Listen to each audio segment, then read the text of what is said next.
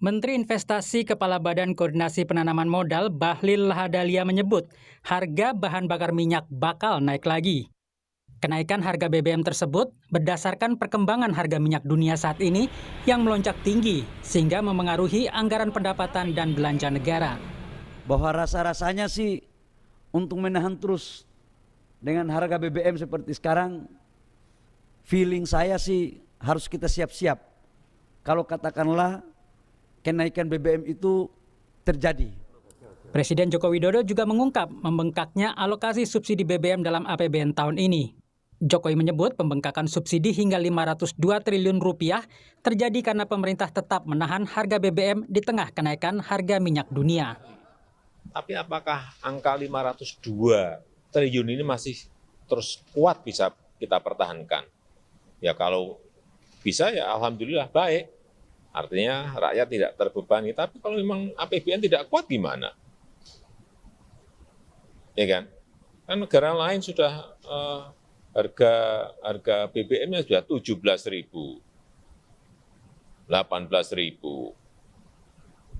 Sudah naik 2 kali lipat semuanya. Namun Direktur Center of Economic and Law Studies atau CELIOS, Bima Yudhistira menilai menaikkan harga BBM bukan satu-satunya solusi untuk menyelamatkan APBN. Menurutnya, pemerintah harus mencegah penyalahgunaan BBM subsidi seperti solar yang digunakan untuk angkutan logistik, perkebunan besar, hingga pertambangan. Karena untuk angkutan logistik jumlahnya lebih sedikit dan bisa dipisahkan misalkan SPBU untuk yang solar subsidi dengan SPBU yang solar non-subsidi. Pengawasannya akan lebih gampang daripada mengawasi dengan My Pertamina untuk Pertalite. Jumlah kendaraan pribadi sangat besar dibandingkan angkutan logistik. Jadi salah satu cara untuk menutup agar subsidi energi tidak jebol adalah pengawasan terhadap solar. Hingga Juli ini pemerintah sudah menyalurkan 9,9 juta kiloliter solar, sementara kuotanya hanya 14,9 juta kiloliter. Sementara BBM Pertalite yang sudah disalurkan ke masyarakat mencapai 16,8 juta kiloliter dari total kuota sebanyak 23 juta kiloliter. Kementerian Keuangan telah menggelontorkan anggaran subsidi dan kompensasi energi sebesar 502 triliun rupiah di tahun ini, naik dari anggaran semula sebesar 152 triliun rupiah. Tim Liputan Kompas TV. Saudara Menteri Investasi Kepala Badan Koordinasi Penanaman Modal Bahlil Lahadalia mengatakan harga bahan bakar minyak bakal naik lagi. Menurut Bahlil, kenaikan harga BBM berdasarkan perkembangan harga minyak dunia saat ini yang telah melonjak tinggi sehingga mempengaruhi anggaran, pendapatan, dan belanja negara. Kapan harga BBM akan naik? Adakah cara lain untuk menyelamatkan APBN dari tekanan subsidi BBM yang sudah mencapai 520 triliun rupiah? Kita akan tanyakan kepada anggota Dewan Energi Nasional Satya Widya Yuda. Pak Satya, selamat malam. Pak Satya, selamat malam. Selamat malam, bisa dengar suara saya? Sudah dengar, Pak. Kita juga akan sapa peneliti Indef Nailul Huda. Pak Nailul Huda, selamat malam. Selamat malam Mbak, selamat malam Pak Satya, selamat malam semuanya. Baik, saya ke Pak Satya dulu. Pak Satya, 520 triliun, koreksi saya kalau salah nilainya. Ini 502 triliun, ini subsidi BBM yang sudah keluar untuk menekan naiknya harga minyak dunia. Ini jadi satu-satunya cara artinya menaikkan harga BBM atau kita punya cara lain? Ya, kan kita harus sadari dulu ya, saat ini itu bahwa subsidi masih dialokasikan kepada komoditas. Ya, jadi itu yang nanti rencananya kita tidak lagi mensubsidi komoditas, tetapi bisa mensubsidi langsung kepada memang orang yang berhak. Itu sudah pernah diwacanakan cukup lama, namun demikian penerapannya tidak mudah, dan ini rencana akan ditempuh oleh pemerintah. Karena perubahan subsidi dari komoditas menjadi subsidi yang tepat sasaran, itu menjadi langkah yang sangat baik ya. Sehingga masyarakat yang betul-betul berhak disubsidi itu dia memang betul-betul bisa menerima dan merasakannya. Nah, adapun kalau bila subsidi itu di komoditas, ya masalah tidak tepat sasarannya itu tinggi. Ya, seperti yang disinyalir saat ini, misalkan penggunaan daripada Pertalite yang dinikmati oleh sebagian ataupun waktu itu ada yang RON 88 yang premium yang dinikmati tidak hanya oleh orang yang berhak, dalam hal ini yang tersubsidi, karena pola distribusinya terbuka. Ya, sehingga kalau pola distribusi terbuka, kita susah membatasi ya siapa yang sebetulnya berhak. Ini kan sebetulnya penataannya daripada kita awali daripada distribusi, sistem distribusinya tadi itu menjadi sangat penting ya, supaya lebih tepat sasaran. Nah, kenapa bisa membengkak sampai dengan 502? Karena kan disinyalir ada over kuota. Jadi sudah ada over kuota, ada tidak tepat sasaran, itu kan semua numpuk menjadi satu. Sehingga menurut audit, ya setelah nanti diaudit dari yang tahun 2021, maka melihat bahwasannya subsidinya menjadi tidak terbendung dari angka subsidi yang pernah diprediksi pada tahun sebelumnya, terutama sebelum COVID ya, lantas ada COVID, harga minyak meledak naik sehingga timbul satu pembengkakan.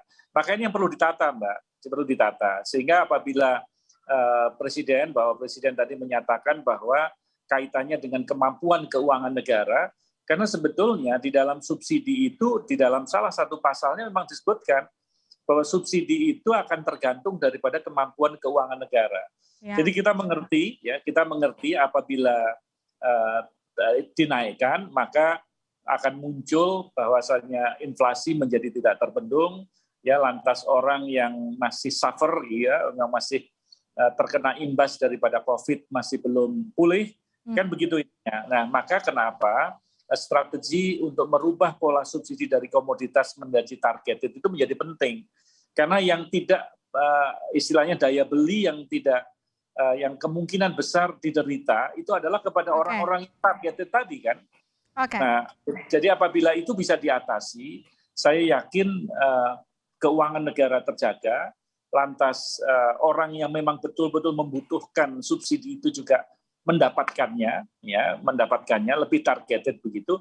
Lantas yang tidak kalah penting, yang saya selalu sampaikan beberapa kali, adalah pola konsumsi BBM yang efisien, ya supaya masyarakat menyadari bahwa harga yang kita nikmati hari ini, ya Pertalite terlebih itu memang subsidi negara besar.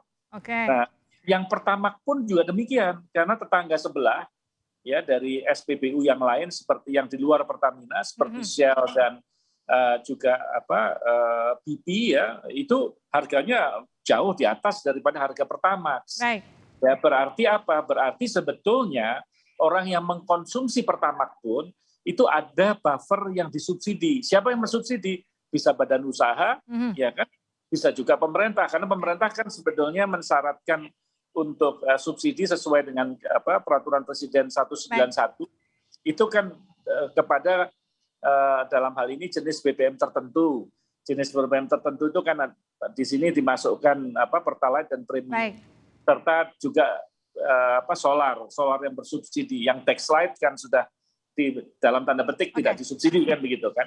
Nah, maka perlu ada satu pembenahan ya agar keuangan negara terjaga. Oke, saya lempar ke Mas Nailul. Mas Nailul, dari komoditas ke target, Anda setuju ini satu-satunya cara yang bisa dilakukan pemerintah? Ya, Mbak. Jadi gini, kalau kita lihat ini kan sebenarnya kan Pak Jokowi ini sudah memberikan statement ya bahwa harga Pertalite tahun ini tidak akan naik gitu.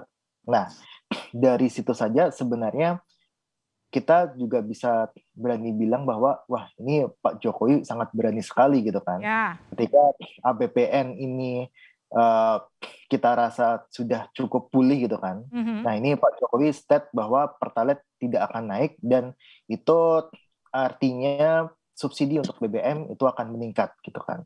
Nah itu yang pertama gitu. Terus kedua kita melihat sebenarnya ini kan permasalahan subsidi BBM ini kan merupakan permasalahan yang sebenarnya sudah pernah terjadi di tahun sebelum-sebelumnya gitu kan, di mana memang ada kenaikan harga minyak global yang akhirnya membuat APBN kita akhirnya jebol juga gitu kan. Kalau nggak salah pas zamannya presiden yang lalu gitu kan, Pak SBY gitu. Nah ini jadi catatan sebenarnya Mbak. Jadi catatan pertama itu adalah Pak Jokowi sudah bilang bahwa nggak akan menaikkan harga Pertalite dan yang dinaikkan adalah harga dari Pertamax. Terus kemudian Tapi Pak Jokowi meralat bahwa APBN dirasa nggak kuat gitu kan. Kita menangkap sinyal bahwa APBN ini kurang kuat untuk memberikan subsidi gitu. Nah, sekarang kita bedah kan APBN-nya. Nah, kemarin Bu Sri Mulyani bilang bahwa penerimaan negara di tahun ini melonjak 50%. Artinya sebenarnya kuat gitu kan. Jadi kita mau percaya yang mana nih gitu kan? Apakah memang Pak Jokowi sudah menyerah gitu kan bahwa APBN nggak kuat lagi untuk menopang subsidi, atau Bu Sri Mulyani nih yang bisa dibilang bahwa APBN kita baik gitu kan? Kita bisa menopang BBM subsidi dengan lebih baik karena pendapatan negara itu meningkat 50%. Baik. Ya. Nah, ini yang saya rasa harus difikirkan bahwa kita harus bisa menyelesaikan terlebih dahulu apakah APBN kita kuat atau tidak gitu. Baru kita berbicara mengenai pola distribusi tadi ya, pola distribusi untuk subsidinya seperti apa. Karena kalau kita lihat isu ini Mbak ya, ini sudah mendorong orang-orang ini, orang masyarakat kita, udah penuh nih beberapa SPBU di kota saya gitu kan. Nah, ini yang jadi catatan bahwa isu ini kan sangat liar sekali kan, bahwa besok akan diumumkan pola distribusi subsidi baru gitu kan. Nah, ini ada orang-orang berbondong-bondong gitu. Nah, ini bisa menciptakan expected inflation yang lebih tinggi gitu. Ya kan. Nah, ini yang kita rasa masalah juga, di mana ketika BBM ini naik, inflasi juga pasti akan meningkat. Baik, Pak Satya, pendek saja. Artinya kalau misalnya pun tidak dinaikkan seperti kata Pak Jokowi tahun ini Pertalite tidak akan naik, APBN kita masih aman nggak? Ya, justru sebetulnya indikasi terakhir yang disampaikan oleh Bapak Presiden itu adalah apakah 502 triliun itu tidak akan bertambah. Ya, karena kita melihat angka 502 triliun itu kan merupakan hasil perhitungan perbedaan kurs ya yang berbeda dari asumsi awal APBN dan juga harga minyak dunia. Jadi kalau perbedaan kursnya meningkat, harga minyak dunianya meningkat, pasti angka 502 itu akan terlewati. Itu yang dikhawatirkan oleh Bapak Presiden. Nah, apabila itu terlewati, berarti apa salah satu cara yang untuk menekan supaya tidak terlewati dari batas psikologis tadi, ya otomatis ada price adjustment kan, itu kan yang intinya adalah demikian. Namun demikian, karena kita melihat bahwasanya perlu ada yang dilindungi, ya dalam hal ini adalah daya beli daripada masyarakat, yang khususnya masyarakat yang tidak berkecukupan, maka pola daripada subsidi itu akan lebih bagus apabila ya lebih kepada targeted gitu, sehingga orang-orang yang memang layak disubsidi itu masih terjaga daya belinya.